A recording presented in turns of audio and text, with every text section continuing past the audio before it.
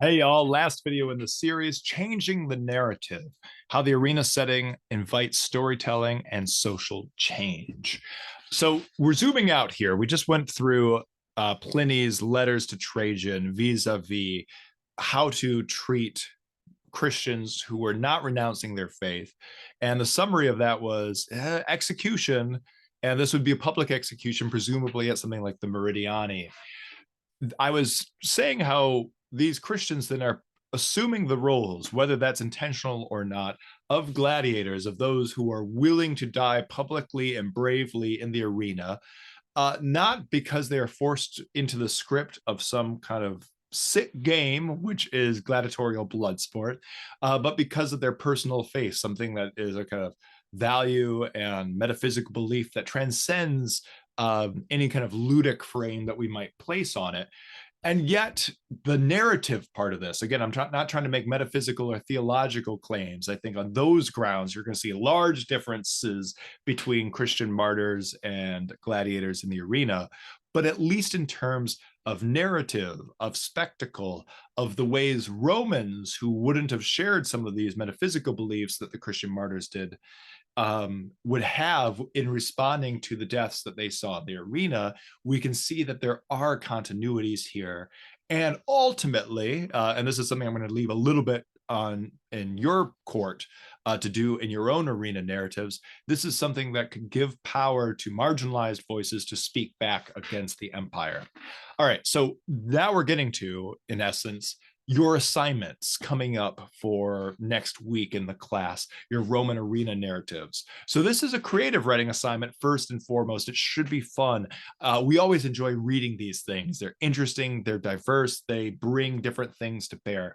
But it also is supposed to be critical, especially when it comes to assessing Roman narratives and then ethical arguments with respect to sport and violence. So as much as we want you to have fun with this and make it very vivid, we also want it to be cutting and trenchant and insightful about some of the dynamics of sport, ancient and modern. And if you're, so moved about religious faith, I think that can be very much a part of this. So this is moving into a potentially unfamiliar genre to you, historical fiction. I know for a fact nobody had written Pindaric style victory odes prior to taking this class. Now you're working in a mode that some of you will have worked in, but some of you will have not, and that's historical fiction. Fiction, so it's fundamentally made up, creative, but it is historically grounded. So the historicism here comes in various flavors. One is just setting a scene. It's the backdrop. When we think about historical dramas on Netflix or something, it's about the costume, it's about the setting, it's about mood, it's about feeling, it's vibes, right? On the other hand, we want certain amounts of historical accuracy and inspiration. These are fictional events, so therefore they're ahistorical. They're not part of truth claims about the past, and yet we want to situate them into a world where they have historical meaning, where they're not just accidentally thrown in there, that their placement within this moment of history has meaning, both for the historical moment that we can look at. Fiction allows us to explore history and give it more vividness in some respects, but then also to have that history shape our reading and our interpretation of the fiction. So I mark these with different colors here because I want you to see these as complementary forces that work best when they are working as closely together as possible. So some tips for writing this. There's so many ways to do this. The short of it, though, if I have just 3 words, and any creative writing class will tell you this, is show, don't tell. Paint us a picture of what's going on in the arena. It's a boring story if you say, well, there once was a gladiator named this. When he was born, he was in this town. He was this old. He got turned into a prisoner of war. He went there. He was feeling scared. He didn't know what to do, but he was put in the arena anyway, and he died. The end. That would be very lackluster. We want you to paint the picture to, make us feel it. The sun barely shone through my prison gates. the smell of lion dung filled my nose. Okay, all right, we're in a totally different place now. We're not thinking in terms of historical facts, Wikipedia pages. We're thinking almost cinematically. We're engaging the senses, and we're walking the person through this. This is something, as we'll see, that these Christian Martyr Act narratives also do. It's just a mark of good storytelling. So do show, don't tell. And then in that same kind of vein, use specifics to address generalities. We're not asking you to talk about all gladiators or even gladiators full stop. You could talk about Christian martyrs in this situation. The only rule here is it needs to be somebody who is in the arena or something. I've had exciting arena narratives told from the perspective of giraffes and elephants in years past. So the world is your oyster. You can do what you want here, but be specific. Again, I was talking about lion dung. If you just said animal dung, that would be fine. But lion gives us a little bit more vividness, a little bit more precision, and we're thinking, yes, there must have been some venationes in the morning. Maybe this person is awaiting their midday execution. You can say a lot by being specific. And the nice thing about this is all the TAs and I who will be reading this, we know the context. You don't need to annotate this. You don't need to bring us along. But also, just as a general rule, trust your readers. Write clearly. Make sure that anyone who's intelligent can kind of infer your meaning, but leave a lot to inference. It makes it shorter. It makes it more compact. It makes it more powerful. So that's the next part, right? Really trust your reader, but research the culture. Give as many historical facts and figures as you can in passing in a way that feels natural without this long kind of exposition. If you get into, well, it was the second year when this person was emperor, that could get a little bit tiring. If you say that this emperor had just passed an edict that had brought in tons of prisoners of war, okay, now we're getting into it a little bit. We have that historical anchor. We've got a lot of context that is bringing life to these arena narratives. So other things, I don't know why this is almost the same slide.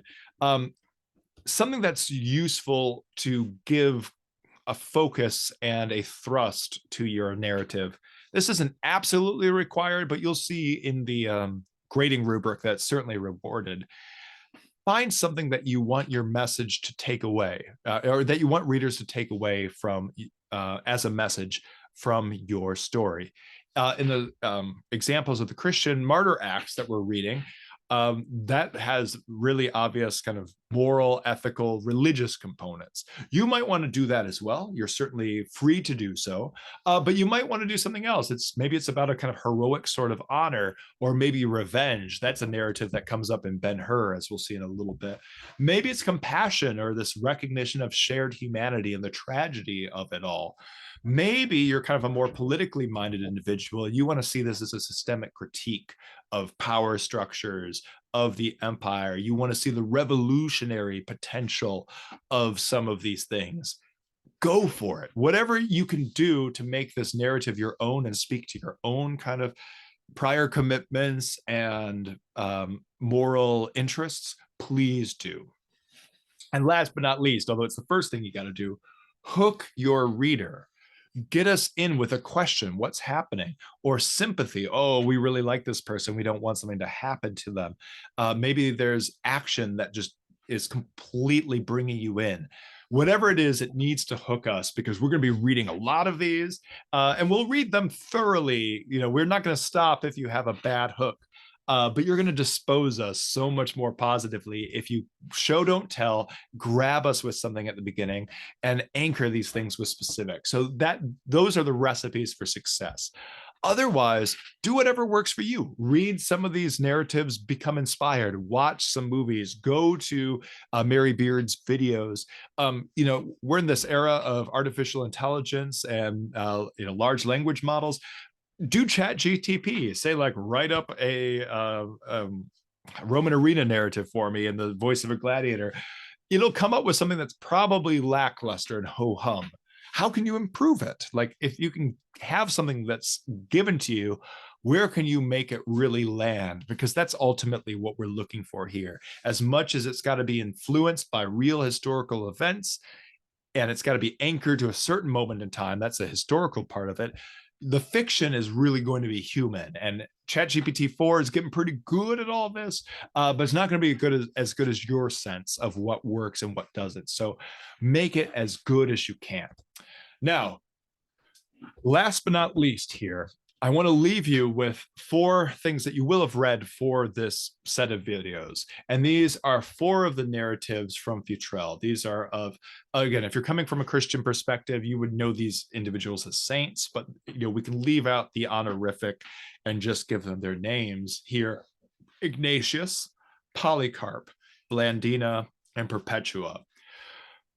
Read through these. Pick one to read with a special care. Maybe read it twice, 3 times. Some of these are pretty short. Ignatius and Blandina are. Polycarp gets a little bit into detail. Perpetua gets into detail. Pretty graphic detail. I mean, content warnings for all of this: assault, sexual assault, torture. It's bad. I mean, this is as emotionally potent and draining as any of these readings get.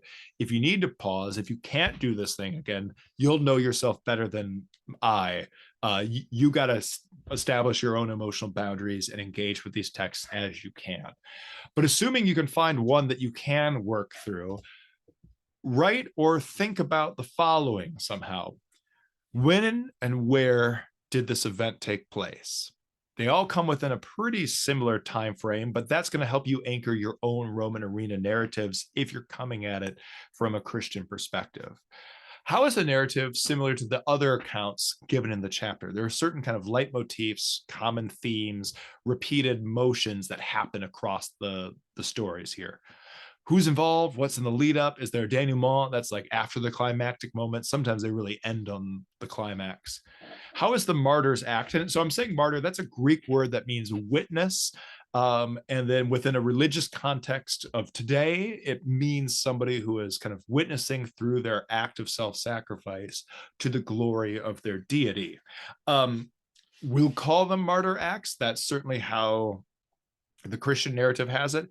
You might not find them to be martyrs in this way. It depends upon your commitment. I'm just using it as kind of convenient shorthand without making religious commitments here. But how is the martyr's act rhetorically framed? What's at stake? And how is the martyr like a gladiator? And I, this martyr in particular, whether it's Blandina or Polycarp or Ignatius, spoiler alert, in many ways, these 4 figures don't give off your standard gladiatorial vibes. They're not in armatures. They haven't been trained at a ludus. They're not young men. Some of them aren't prisoners of war or enslaved. But there will be ways that they either both are or are presented like a gladiator. And that's what I want you to think about when reading these, because again, this is not a religious studies class. This isn't a class in a divinity school. This is an athletics class and a classics course. So what we ultimately care about is how figures like this give us perspective on what bodies and violence meant in the ancient world, what spectacles were in the ancient world, and how the narratives and scripts of blood sport in the arena, gladiatorial sport, but also, as we're seeing increasingly with some of these characters, Perpetua in particular, a connection to the hunting of the morning, how these figures then are able to seize upon these narrative structures, appropriate these, asymmetries of power that Rome just gloried in, and turned it to their own powerful advantage. We know their names, we know their histories. We're talking about it in a secular class 2000, roughly, say 1800 years after the event. That's something. That's remarkable, if I'm being honest. And we want to understand how this can help us know more about sport, spectacle, and society in the ancient world. All right, that's it for now. Thanks for dealing with these videos while I've been out this week. I look forward to rejoining you all when I next can. Until then.